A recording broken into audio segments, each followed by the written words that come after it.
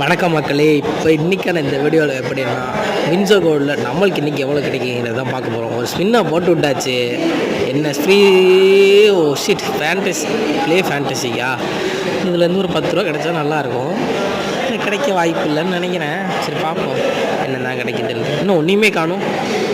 என்னங்க ஒன்றையுமே காணும்? இன்னும் ஒரு அமௌண்ட்டு ஏறல. இந்த வின்சோ ஃபேண்டசி இதை வச்சு என்ன பண்ணுன்னு